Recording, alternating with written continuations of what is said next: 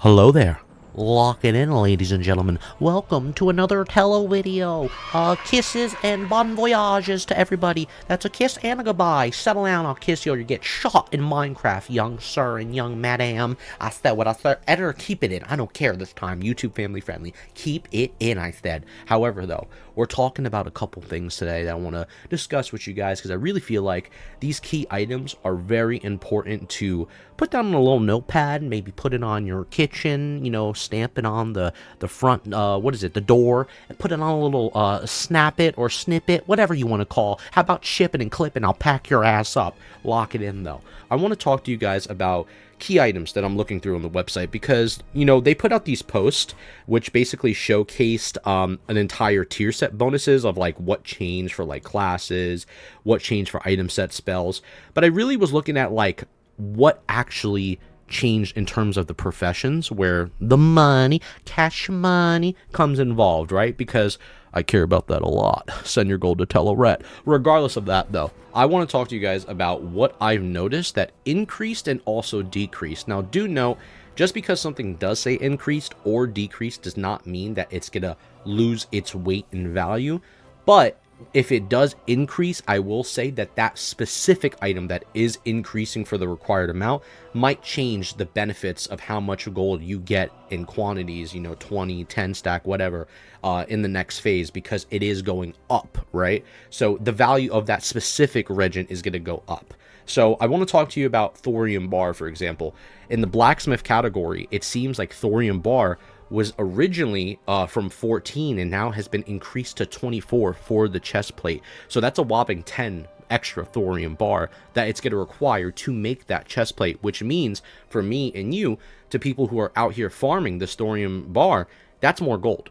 That's more money. And that's more than just a 20 stack. That's 24. That's fucking huge, right? So I really recommend getting on the Thorium Bar grind and really grinding Thorium Bar. Like, pay attention to Thorium Bar and keep that down on your TSM, your auctionator, whatever, like, you know, sticky notepad that you have. Thorium Bar is going to go up, and it's going up in quantities, not of just the chest plate. It's going up for the grips.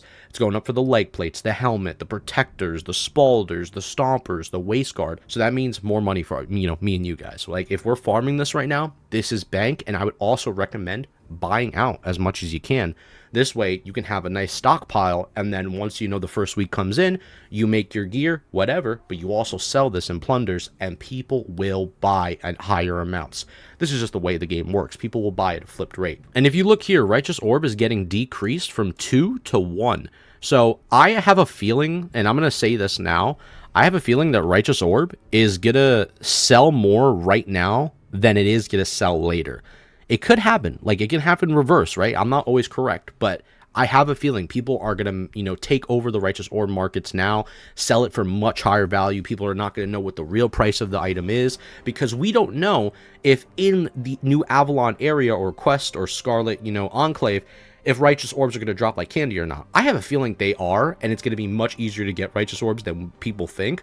And all this stuff going on right now is just basically panic, just, you know, a fear of missing out. And I really feel like Righteous Orbs are going to be totally fine and acquirable to get next phase with no problem. So I think, honestly, taking advantage of selling Righteous Orbs is your best thing to do right now. Farm your strat homes, get your world buffs. Anybody can farm like solo at this point if you have a decent set to go in there and just, you know, kill mobs slowly at your pace to get some orbs. Just do it, and I'm telling you, you will make a lot of money. And even for the enchanting, like, enchanting has decreased the Righteous Orbs. They are lowering the cost for Righteous Orbs for specific enchants and also blacksmithing as well. And every class requires, you know, Righteous Orbs no matter what. But what I'm getting at is that Righteous Orbs is kind of losing its value by a teed bit, and I have a feeling that there's going to be a lot of people who get suckered into thinking that they're going to need a lot of these things over and over and over again, and they're going to be actually easier to get in Phase 8. I have a strong feeling with that, and I'm going to go with that belief. But regardless, it's always good to, you know, stockpile on your orbs now. If you want to hold them or sell them later, it's completely up to you, but that's just my recommendation. But regardless of that, large Brilliant Shard as well is also going down in price. This is actually not going to take, I think, a massive hit. I still think it's going to go for a good amount. We also have Nexus Crystal getting decreased too. But for anybody that's a disenchanter, anybody that, you know, has an alt or that's your main profession, This is really good for you guys, and I recommend getting those AQ War Effort supplies and disenchanting the shit out of everything right now. Like, get a bunch of Runecloth bandages, get a bunch of world buffs, whatever you want to do, stockpile that, but get those items so you can DE a lot of stuff and, you know, stockpile a bunch of Brilliant Shards so you guys can make yourself a lot of money come next phase, because Brilliant Shards, even though it's losing its value, it's still going to be a necessity required for enchanting, for your Grand Arcanist, for your Grand Inquisitor, for your Grand Crusader, for your Grand Sorcerer, all these different enchants that are going to be BIS for every class in the game. You're still going to need them. It's a necessity. So for my DEers and enchanters, you guys are going nowhere. This is going to make you a lot of money. Now, for one of the big ones, which I think everybody in the SOD community knows about right now, is rug leather. Rug leather is something that is extremely pricey because it's next to Cure Rugged Hide, which is also even pricier. But rug leather is definitely going to be one of those things, even though it does decrease, it's used for a lot of leather working. I think it has the most pieces in the game, 16 pieces. So I recommend stacking up on that rug leather and getting prepared to sell the hell out of that, because these are one of the items that I think right now people are going to take advantage of buying them quickly, or, you know, creating them, and then this is going to go double or triple its amount come the first month of next phase. So I really feel like, you know, watching the rug leather market and also being on top of it, if you are a leather worker yourself and you have skinning and all that stuff and you go after this, this is going to be a good bang for your buck to really just keep your eye on the ball on what to, you know, sell when the right time comes. Also, I forgot to mention too that Cured Thick Hide is a part of this as well, but I would not stress too much on the Cured Thick Hide. You still can make some good money from this for sure, but the rug leather is really going to be your multiple money maker, since it's a part of every single piece on the entire leather working sets. So another important thing to really pay attention to is tailoring, because you're going to be able to get a lot of bolts of Runecloth to now get the new bags once people in the guild or your guild get any of the recipes for the new Dawn Woven bag or the knapsack, which is going to give you the 30 slot and 24 slot options. And this is going to go up by a whopping 10 more Runecloth and an extra 2 more for the lower one, right? For the 24 slotter. But this is still like blacksmithing, where it's going up more, right? It's increasing by a tremendous amount, and that's huge, because you could sell, you know, bolts of Runecloth in 20 stacks, and you have the 4, you know, that's split over because it's 24 now. You're going to be selling this Runecloth for a little bit more now. It's going to be a little bit more bang for its buck. So I would keep my eye on bolts of Runecloth prices, and also get ready to rack those up, because you're going to want to make multiple bags for your character, your bank alts, your actual profession alts, whatever you guys have. You know, I know there's like more people that play more than 2 characters or 3 on World of Warcraft. We got some clear psychopaths out here, but much love to you. And also, for a plate wearer, I need this, because I have like 6 different sets of armor, and I'm looking like Brock Lesnar when I'm walking through the room and the Mounts of Olympus on my shoulders. Lock it in and give me some damn back space. I'll spin on you. Catch that. However, though, regardless of that, yeah, that is going to be pretty huge for tailoring.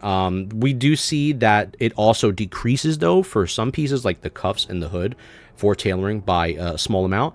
But this is not something so huge where I think bolts of Runecloth are going to get hit, because the bags are so important. So the bags are really carrying this profession right now on how it's going to skyrocket. But besides that, Righteous Orbs decreasing as well. And this is what I'm saying. I think Righteous Orbs, to be honest with you, are not going to be that expensive next phase. And if they are, I'm wrong, right? But I think they're going to be more expensive in these next couple weeks leading up to the phase, because I think they're going to be easier to obtain in New Avalon and the Scarlet Enclave raid. And finally, one of the most actual, like, in my opinion, overlooked, if not being looked at enough, if people are not doing it at the current moment, is the cooking. Cooking is going to skyrocket, and I'm not even just talking about this stuff on the list. I'm also talking about Dragon Breath chilies are going to skyrocket. Right now on Crusader, I think they were like 80 for like 5 or 10 or something like that. So farm your Dragon Breath chilies, your flame sacks. Farm your turtle meat for the Graham lobster, because it's going up by 1. Farm your raptor flesh from for the, what do you call it, the specklefin feast, because it's going up by 1. And also, it's going to require raw rock scale cod. So hit the fishing up as well and farm your fishing, you know, for other potions as well. Fishing and cooking, I think, are going to be very, very profitable. I'm telling you right now, you can make hundreds of gold by utilizing these mere professions. Now, one of the main things that I want to talk to you guys about is the trinkets from the non-tier armor sets, because there's a lot of cool armors, don't get me wrong, like a lot of sick looking pieces for all the classes, right? And for the most part, I'm very excited about that, but I really want to look at the trinkets, because the trinkets is where the juice, I say, the juice lies.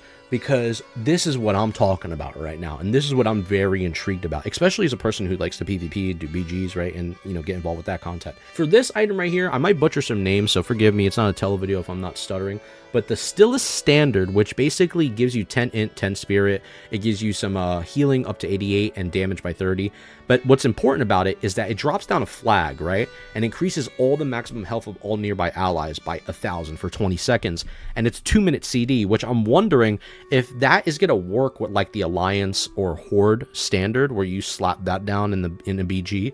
Is that going to stack with each other? If they stack, that would be kind of crazy if you're able to pop one and pop another. But if that's not the case and they share the same, you know, global cooldown, then it's kind of like, you know, there's no point. But I don't think it does, because it's not considered, you know, a standard like the Alliance or Horde one. It's a separate item, and this is a trinket. So I feel like they are both get a stack, and I believe the standards are 1,500 health. This would add another 1,000 health. That would be 2,500 extra stamina in a BG, or you know, well, it only works in BGs, but the trinket can work in open world, which is still pretty damn good too. But damn, that is pretty dope, and I would really love to test that out. I doubt it's going to work that way. It's just my imagination, but it would be pretty cool. They added Sir Donnell's Didgeridoo. We got a Pokemon up in this bitch. Lock in. However, though, reduces your chance for your attacks to be dodged or parried by 2%. You also get a chance to hit, which is nice, 1%. You get crit by 2%, but what's very cool is that you actually get a random beast at your side, increasing your physical abilities by 30 seconds, and may only be used while in combat, which has a 2-minute CD. This kind of reminds me of like the early days. Remember when people throwing down the Grinch and BFD and the logs were getting invalidated? Like, what if this is really good for like rogues or warriors, especially physical hitters? You know what I mean? Hell, maybe even a potential hunter, or you can even consider a paladin if you really want to throw that in there. But a lot of the stuff is based off of holy now. But for the most part, I'm really excited for that. I think that's going to be a fun item to play around with and experiment with. I'm kind of curious if, like, you know, the logs would get invalidated with that item too, but I don't think it would, because everyone is, you know, max level. So it'd probably be considered an option if you are a parser out there to look into that to see how much damage this random beast at your side really is going to add, because it could be a lot. Another item I want to talk about is the Abandoned Experiment, which it has an equip that increases your attack speed by 4%, but your on use after drinking the experiment, ranged or melee attacks increase your attack speed by 2% for 30 seconds, which sounds, you know, okay, but this is where the kicker comes in. The effect stacks up to 15 times for 30 seconds. So that's a lot of attack speed, which has the natural 4% already. On top of the 2, you're getting the 6%, and then that 2 keeps ramping up 15 times for 30 seconds. You're going to be hitting a lot.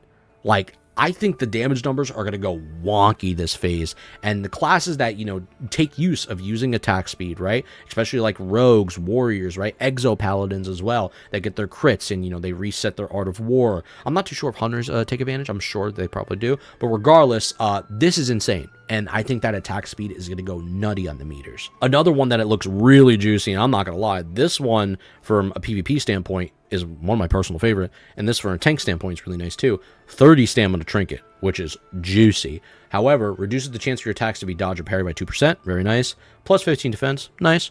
And then also its on use effect, increase your health by 2,500 for 20 seconds on an only 2-minute CD. That's pretty damn good. I like that. That's pretty damn good. On use survivability, and it also has some defense, chance to not be dodged or parried by 2%, plus 30 stamina.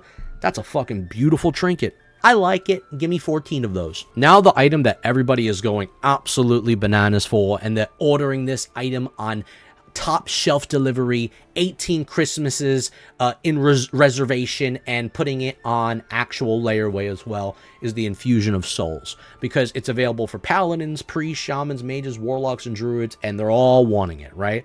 And what does it do?